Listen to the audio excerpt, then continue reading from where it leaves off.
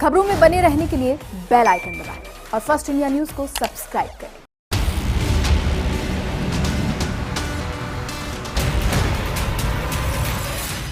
Lockdown 4 में कई राहतें हैं, दुकानों में अब खरीदारी भी शुरू हो गई है, बाजार में चहलकदमी भी है, तो यहाँ पर व्यापारियों की उम्मीद एक बार फिर से नज़र आती है।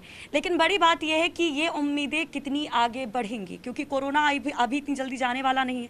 बाकायदा इसको लेकर सरकार ने कह दिया है कि हमें कोरोना के साथ ही रहना है। अर्थव्यवस्था की हालत पहले ही अच्छी नहीं थी, अब जब ये कोरोना संकट आया तो स्थिति और बहुत ज़्यादा खराब होती दिखाई दी। सरकार ने यहाँ पर एक बड़े राहत पैकेज का भी ऐलान किया, सेक्टर वाइज संबल देने की कोशिश की जा रही है। अब क्या ये संबल वाकई में सफिशिएंट है? क्या वाकई में इससे सेक्टर्स को मजबूती मिलेगी? फिर चाहे हम रियल एस्टेट की बात करें, चाहे हम टूरिज्म की बात करें, चाहे हम टेक्सटाइल इंडस्ट्री की बात करें, तो यहाँ पर दुकानदार भी बैठे हुए हैं हमारे साथ और उनसे आज हम जानने की कोशिश करेंगे कि अब जब थोड़ा सा जिंदगी पटरी पर दिखाई देती है तो उम्मीदें उनकी कितनी बढ़ जाती हैं, क्योंकि अभी तक सिर्फ घाटा ही घाटा था, शादी ब्याह के सीजन में भी कुछ कमाई नहीं हो पाई। तो इस पर सबसे पहले हम बात करेंगे किशोर टाक्सी जी से, जो कि दुकानदार महासंघ के प्रदेश अध्यक्ष हैं। सर, कोरोना ने बहुत स्थिति खराब कर दी, अब जब पटरी पर जिंदगी दिखाई दे रही, दुकानें खुल गई हैं, तो व्यापारियों की उम्मीदें कितनी बढ़ी हैं? व्यापारियों को सरकार ने सिर्फ एक राजस्व इकट्ठा करने का साधन समझा है और हम सबको मरने के लिए उन्होंने कह दिया कि आप दुकानें खोल लो। सरकार ने हमारे को ये भी नहीं कहा कि हम आपको टेम्परेचर गन दे रहे हैं, कि आप मास्क हम आपको दे रहे हैं, कि पीपी किट दे रहे हैं। हमें कस्टमर कैसे अटेंड करना है आज की तारीख में यही मालूम नहीं। गाइडलाइंस तो जारी की गई हैं और ये देखने को मिल रहा मार्केट में कि गोले बन गए, घेरे बन गए, डिस्टेंसिंग नहीं, गोले बनाने से क्या होता है साहब? जो कम्युनिटी संक्रमण आज तक नहीं फैला था, ये मैं आपको बता रहा हूँ, बहुत भयंकर रूप से अब फैलेगा।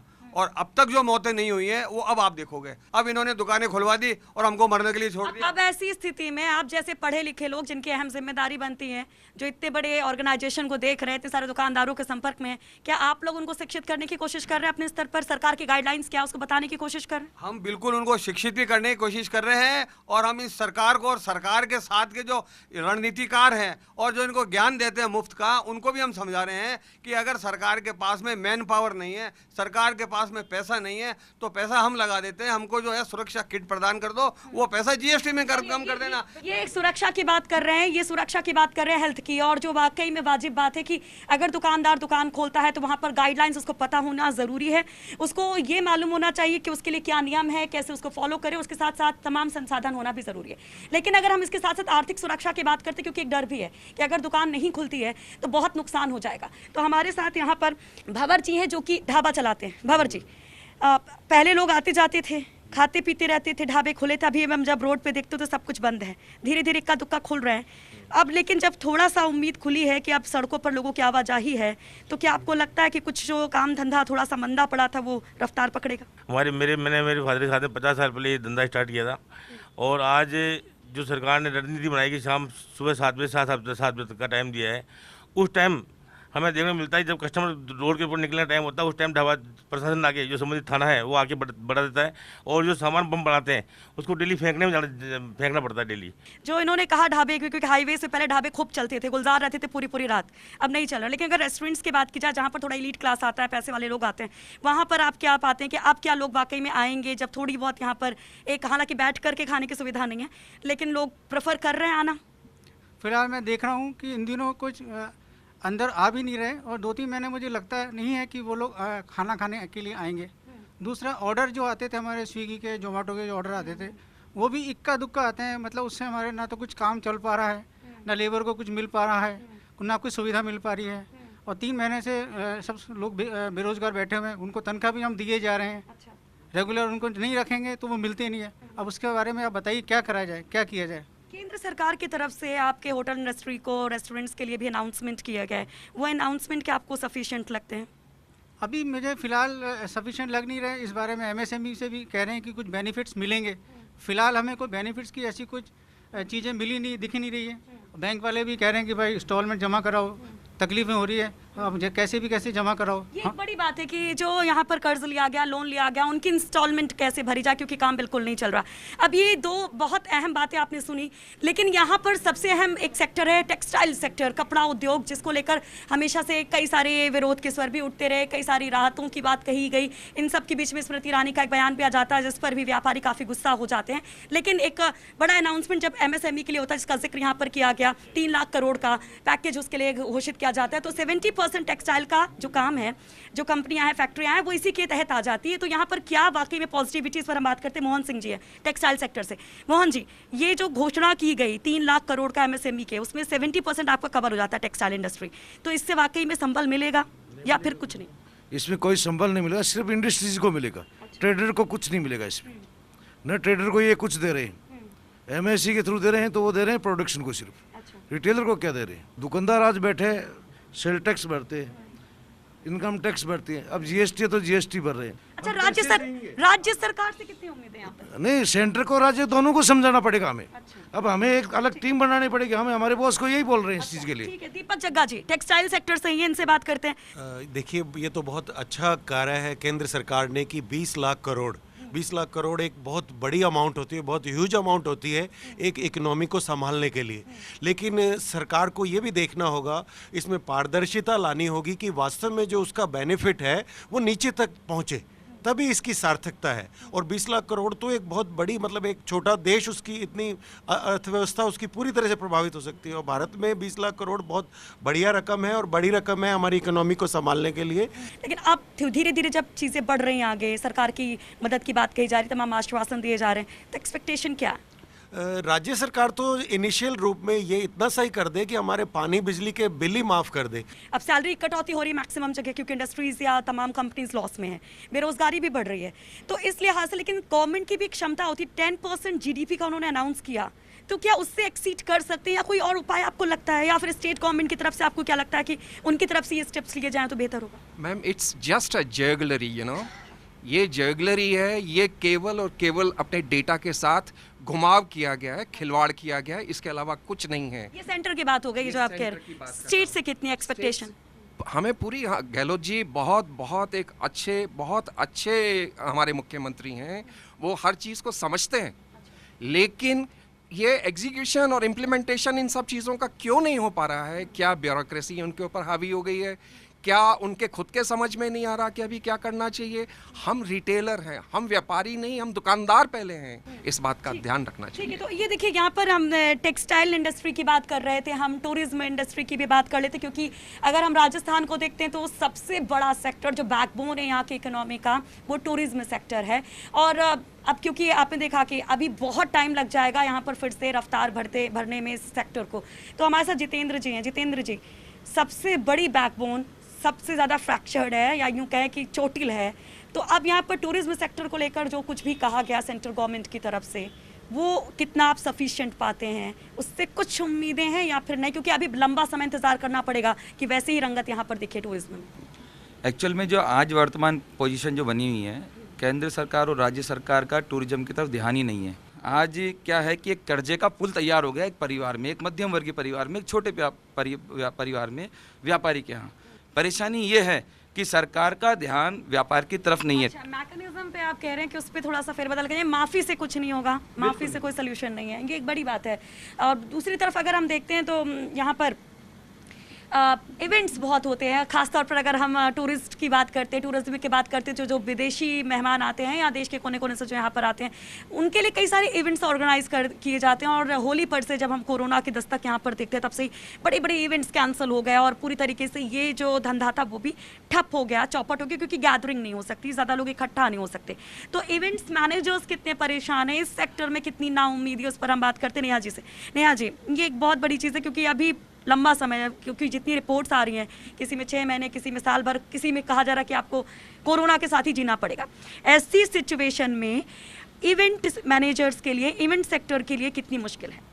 देखिए, जैसे कि सभी सेक्टर्स के साथ है, हमारे साथ भी बहुत ज़्यादा प्रॉब्लम है, पर मैं गवर्नमेंट से सिर्फ ये निवेदन करना चाहूँगी, यहाँ के जितने वेडिंग प्लानर्स हैं, इवेंट मैनेजर्स हैं, वो अपनी रिस्पॉन्सिबिलिटी लें, और हम लोग उसके लिए सारे इक्विपमेंट्स हमारे पास हैं, हम लोग उन चीज़ों का प्रोडक्शन कर रहे हैं कि हम उस चीज़ की गारंटी ले सकें कि हम लोग हीट थर्मल जो एनवायरनमेंट्स हैं उनसे चेकिंग कर रहे हैं, हम लोगों के पास सैनिटाइजर्स हैं, सारी फैसिलिटीज़ अवेलेबल कह रही हैं कि प्रिकॉशन के साथ होना चाहिए, इवेंट्स हो सकते हैं, उसके बारे में सोचना चाहिए।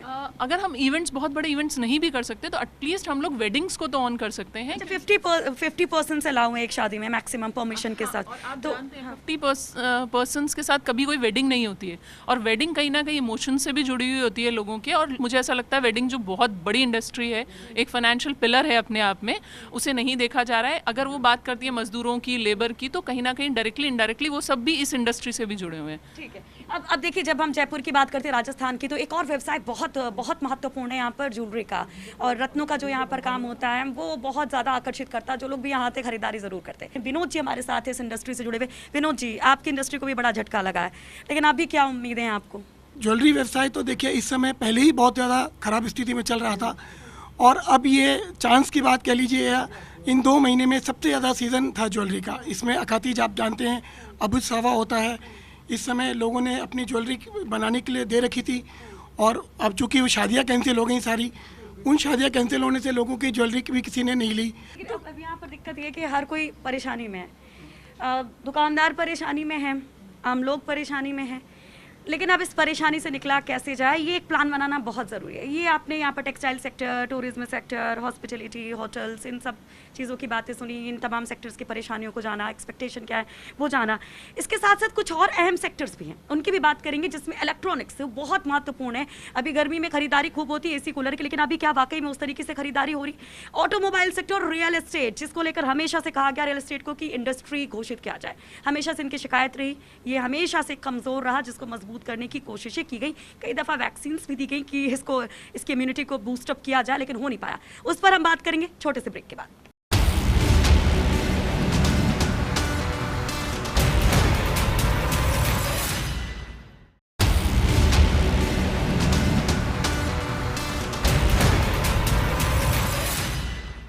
ब्रेक के बाद एक बार फिर से आप सभी का स्वागत है। तो ब्रेक पर जाने से पहले हमने टेक्सटाइल इंडस्ट्री और उसके साथ ही कई सारी इंडस्ट्रीज़ के दुकानदारों, व्यापारियों से उनकी परेशानी को जाना, उनके एक्सपेक्टेशंस को जाना। कई और सेक्टर्स हैं, उनकी भी हम बात करते हैं, और रियल एस्टेट सेक्टर की बात करते हैं, जो सबसे अहम सेक्टर हमेशा से माना गया, जिसकी कई सारी परेशानियाँ भी रही हैं, कई तरह के वादे भी उसके लिए किए गए। और इस बार जब ये राहत पैकेज का ऐलान सेंट्रल गवर्नमेंट की तरफ से किया गया कोरोना से लड़ाई में, तो रियल एस्टेट को भी एक प्राथमिकता दी गई। इस पर हम बात करते हैं पहले ललित जी से। Lalit ji, real estate sector जो इंडस्ट्री की मांग हमेशा से करता रहा है, सेंट्रल गवर्नमेंट से भी बहुत उम्मीद है, स्टेट गवर्नमेंट से भी बहुत उम्मीद है, और इस कोरोना काल में अब आपके सेक्टर को क्या लग रहा है? सबसे पहले मैं बताना चाहूँगा कि मैं जयपुर व्यापार मंडल अध्यक्ष भी हूँ, और हमारे 100 व्यापार मंडल जुड़े हुए हैं। सिर्फ रियल एस्टेट तो मेरा काम है, कंस्ट्रक्शन इंडस्ट्री से मैं रिलेटेड हूँ। काफ़ी और सेक्टर्स जो भी हैं वो भी काफ़ी परेशान हैं, लेकिन जो रियल एस्टेट में सबसे बड़ा जो हमारे दूरी है वो है हमारे मजदूर। आज की डेट में मजदूर सारे जा चुके हैं, उस पर हम पूरी तरह डिपेंडेंट हैं। टैक्सेशन का ये हाल है, जो बिल्डर्स हैं हमें हमारे मजदूरों को पैसे देना होता था, हमें हमारे कंस्ट्रक्शन के लिए स्टील खरीदनी होती है, सब कुछ खरीदनी होती है, लेकिन आज की डेट में हमारे पास न तो इतना पैसा है कि हम स्टील खरीद पाएँ या रॉ मटेरियल खरीद पाएँ, और मजदूर तो हमारे पास है ही नहीं। तो इंडस्ट्री कम से कम ये समझ ले 4 से 5 महीने तो हमारा सारा काम डिले हो चुका है। लेबर की बात एक बहुत बड़ी है, जिसमें कहा जा रहा है कि आप कोई भी काम शुरू भी कर देंगे, लेबर कहाँ से मिलेगा? और पिछले कुछ वक्त से जो तस्वीरें हमने देखी हैं, उससे आगे की तस्वीर भी काफ़ी कुछ नज़र आती है कि बहुत मुश्किल है। लेकिन जब घर बनाते हैं तो इंटीरियर भी आप करवाते हैं, तो इंटीरियर से जुड़े हुए अभिषेक जी हमारे साथ हैं, उनसे बात करते हैं। सर, आपकी एक्सपेक्टेशन क्या है, या कितनी मुश्किलें अभी आपके लिए? 2 महीने से हम लोग घर पे बैठे हैं। एक तो हमारे ऊपर प्रश्न चिन्ह है कि हमारा फ्यूचर क्या होगा। सरकार ने हमारे लिए कुछ बोला नहीं, कुछ पैकेज में आर्किटेक्ट्स इंटीरियर्स के लिए कुछ बताया नहीं गया। लोग अभी काम करा नहीं रहे, डर के बैठे कोविड-19 के कारण। लेबर्स अभी है नहीं, राइट नाउ सब वापस जा रहे हैं। हमारा फ्यूचर क्या? हमारे इंस्टॉलमेंट्स है, हमारे भी फैमिली, शायद ये बहुत लंबा जाएगा अभी।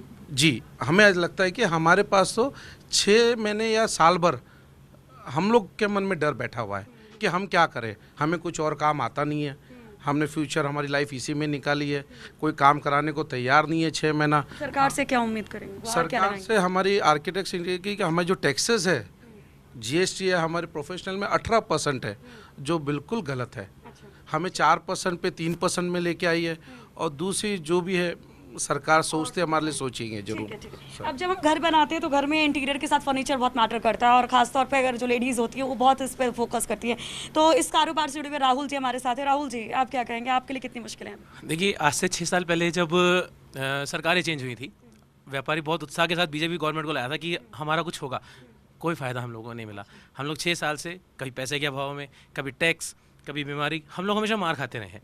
जैसा ललित जी ने बताया, जब आर्किटेक्चर ही नहीं होगा, जब बिल्डिंग ही नहीं बनेगी तो इंटीरियर कहाँ से होगा, जब इंटीरियर काम नहीं होगा तो फर्नीचर कहाँ से लगेगा।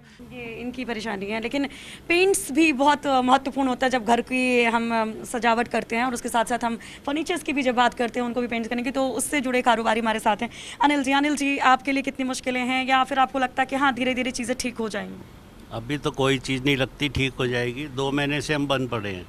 ठीक है, लेबर अभी आगे रेनी सीजन है, लेबर अभी चली गई है, वापस आएगी, उनको मास्किंग किट, सैनिटरी, ये वो जो कौन देगा? सरकार प्रोवाइड करेगी, वो डेली वेजेस वाले हैं, उनको इतना पैसा मिलता नहीं है। तो इस मामले में तो कुछ सोचा ही नहीं सरकार ने अभी तक। तो मैं ये चाहता हूँ कि भाई गवर्नमेंट की तरफ से भी इनको भी कुछ मदद मिलनी चाहिए। तो ये देखिए, यहाँ पर ये समस्या है। ऑटोमोबाइल सेक्टर जो बहुत बुरी कंडीशन से गुजरा, और अभी हमने देखा था कि जब सेंटर का बजट आया था तो ऑटोमोबाइल के लिए एक बहुत बड़ी मांग की गई थी। लगातार कहते हैं कि मैन्युफैक्चरिंग सेक्टर या ऑटोमोबाइल सेक्टर अगर जब तक ये मजबूत नहीं होंगे तब तक अर्थव्यवस्था मजबूत नहीं हो सकती। तो यहाँ पर ऑटोमोबाइल से जुड़े हुए हमारे साथ प्रदीप सैनी जी, उनसे हम बात करते हैं कि इस कोरोना में कितनी मुश्किलें ऑटोमोबाइल के लिए। सर मैडम, मैं व्यापारियों के लिए छोटी छोटी कुछ मांगे हैं, उसके लिए जो व्यापारी जिससे व्यथित है, पीड़ित है, उसके लिए बात करना चाहेंगे। व्यापारियों ने शुरू के अंदर जब सरकार के नोटबंदी हुई थी तो व्यापारी ने पूरा नोटबंदी में सरकार का सपोर्ट किया उस 2016 के अंदर। उसके बाद फिर जीएसटी आया, सरकार ने जीएसटी में भी व्यापारियों ने पूरा सरकार का सपोर्ट किया। जब से व्यापारियों की स्थिति दिन पे दिन बदतर होती जा रही है। हमारे ऑटोमोबाइल के अंदर पोजीशन ये है कि हम लोग 28% टैक्स सरकार को दे रहे हैं, अभी 28% टैक्स दे रहे हैं सर, और हम लोग व्यापार कर रहे हैं 2%, 3% पे, 4% पे। तो हम लोग सरकार के लिए काम कर रहे हैं, एक तरह का हम सरकार के एजेंट बने हुए हैं करके। हमारे लिए हमको कुछ भी नहीं बच रहा करके, उसके बावजूद हमको इनकम टैक्स बनना है, सेल टैक्स देना है, सारे हमको टैक्सेस भरने हैं। दूसरी समस्या व्यापारियों के लिए क्या, हमारे जैसे अभी सरकार की तरफ से, स्टेट गवर्नमेंट की तरफ से और केंद्रीय सरकार की तरफ से व्यापारियों के स्टाफ के लिए, किराए के लिए, स्कूल की फ़ीस की बच्चों के लिए कोई गाइडलाइन क्लियर नहीं है। कोई तो कह रहा है फ़ीस माफ़ कर देंगे स्कूल वाले कह रहे हैं हम फ़ीस देंगे। लोग सरकार कभी कहते हैं क्या नाम से बिजली का बिल माफ़ कर देंगे, आज आ गया क्या नाम से बिजली का बिल आपको देना पड़ेगा, पेनल्टी सहित देना पड़ेगा।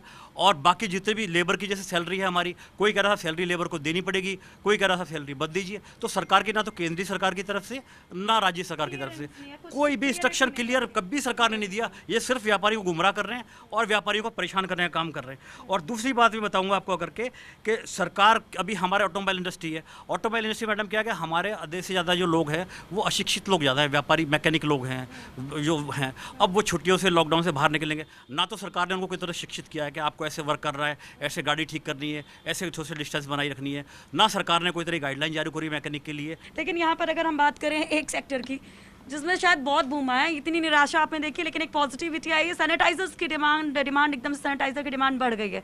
तो सैनिटाइजर से जुड़े एक व्यापारी हमारे साथ हैं। सर, आपके लिए तो कम से कम खुशी की बात है। खुशी की बात तो मेरे लिए बिल्कुल नहीं है, क्योंकि पूरा देश इस कोरोना की समस्या से जूझ रहा है। इस बात पे तो मैं कभी खुश हो ही नहीं सकता। ये नहीं, लेकिन कम से कम आपके सेक्टर में थोड़ी सी आपके काम में जरूर राहत है, लेकिन उसके बाद में भी सरकार की स्थिति यह है कि 18% टैक्स इस चीज़ पे भी लगा रखा है, जो कि अत्यावश्यक है। तो सरकार से मैं तो यह चाहूँगा कि इसको कम से कम मिनिमम से मिनिमम जो टैक्स है वो लेवे, ताकि सबको राहत मिले, इसकी राहत आम जनता को मिले। चलिए आगे बढ़ते हैं और हम बात करते हैं इलेक्ट्रॉनिक्स की, क्योंकि ये कहा जा रहा है कि कोरोना काल में एक पॉजिटिविटी अगर हम दूरदर्शिता से देखें तो चाइना से उठकर कई सारे इलेक्ट्रॉनिक्स की कंपनियां भारत में आएंगी। ये कहा जा रहा है कि आगे जाकर के बहुत बूम होना है इस सेक्टर में। लेकिन अभी की कंडीशन क्या, इस पर हम बात करते हैं वॉच और इलेक्ट्रॉनिक्स से जुड़े जो कारोबारी हैं, भंवर सिंह शेखावत जी। भंवर सिंह जी, अभी क्या सिचुएशन आपके काम की? अभी वॉच और इलेक्ट्रॉनिक्स में ये सिचुएशन है कि इलेक्ट्रॉनिक्स में TV, fridge, AC, cooler, washing machine ये बिल्कुल सेल नहीं हो रहे हैं, क्योंकि अधिकतर जो आइटम है इनके ऊपर फाइनेंस लिया जाता था, फाइनेंस कहीं से मिल नहीं रहा है, इसलिए इनकी सेल हो नहीं रही है। और लेकिन सीजन तो ये एसी कूलर वाला ही है। एसी कूलर वाला है। जिन लोगों के पास पैसा नहीं है, जिन लोगों के पास में पैसा था, उन्होंने समाज सेवा में लगा दिया, फाइनेंस कहीं से हो नहीं रहा है। और हमारे व्यवसाय में जुड़े हुए 40% लोग जो हैं करीब 60 साल की उम्र से ज़्यादा के हैं। तो गवर्नमेंट ने कहा कि 60 साल की उम्र से ज़्यादा के व्यक्ति जो है आप अपनी शॉप पे नहीं जाएंगे। तो इलेक्ट्रॉनिक्स की बात करते हैं तो यहाँ पर फ्रिज कूलर एक बहुत बेसिक है गर्मियों में, फ्रिज कूलर एसी। अब क्योंकि आधा सीजन निकल गया लॉकडाउन में, खरीदारी नहीं हो पाई सर, अब खरीदारी हो रही, कुछ उम्मीद है, अब कुछ थोड़ी रफ्तार तेजी देखने को मिल रही? खरीदारी नहीं हो रही सब, इसके अंदर जो फाइनेंस हो रहा था वो फाइनेंसर बंद कर दिए, तो गरीब आदमी खरीदेगा कैसे इसके इलेक्ट्रॉनिक्स में? एसी नहीं बिक रहे, कूलर पंखे नहीं बिक रहे, एसी कंडीशन ख़राब है, पूछो मत आप। और कुछ छोटे मोटे ग्राहक अगर आते हैं शाम के टाइम में तो 6 बजे मार्केट बंद हो जाते हैं, तो दुकानदार क्या करेगा इस पोजीशन में? किसानों के ऊपर बहुत फोकस करने की बात कही गई है, चाहे हम सेंट्रल गवर्नमेंट की बात करें या स्टेट गवर्नमेंट की, कि इस कोरोना काल में उनके ऊपर कोई मुसीबत ना आए। तो वहाँ पर मत्स्य पालन भी एक बहुत महत्वपूर्ण हो जाता, जिसके लिए राहत पैकेज में एक बड़ा अनाउंसमेंट किया गया, बजट अलॉट किया गया, उस पर हम बात करते हैं। हमारे साथ देवेंद्र सिंह शेखावत जी हैं। देवेंद्र जी, एक बड़ा पैसा आपको मिला, बजट दिया गया, जो अनाउंसमेंट हुई फिलहाल के लिए, तो उससे लगता है कि क्या वाकई में फ़ायदा होगा, स्पेशली राजस्थान के अगर हम परिप्रेक्ष्य में देखें तो? इसमें एक्चुअल में जो गवर्नमेंट ने किया है वो आगामी समय के लिए किया है, तत्कालिक हमें कोई राहत नहीं है, हमें तत्कालिक राहत चाहिए।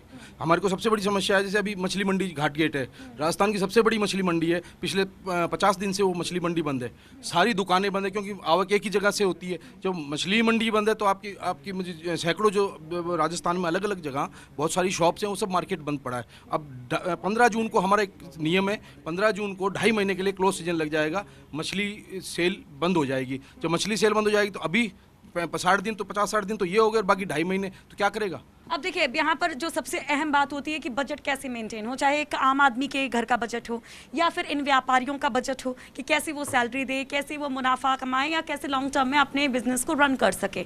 और इन सब के साथ सरकार के ऊपर भी है कि वो कैसे बैलेंस करे, बजट बनाए, ताकि राज्य का या देश का बजट ऐसा हो जिसमें जाकर के आगे कुछ आसानी हो सके अर्थव्यवस्था को ऊपर उठाने में, क्योंकि ये मुश्किल वक्त अभी यहीं थमने वाला नहीं है, जो तमाम रिपोर्ट्स कहती है, तमाम रेटिंग एजेंसी कहती हैं। और ये सिर्फ भारत की बात नहीं है, तमाम देशों की यही स्थिति है। तो इस पर हम बात करते हैं, हमारे साथ एक सीए भी हैं, विपिन सिंघल जी हैं। विपिन सिंघल जी, आम आदमी के लिए कि एक मिडिल क्लास फैमिली खरीदारी कर सके, उसके लिविंग स्टैंडर्ड को लेकर बहुत लंबी चर्चा होती रही है।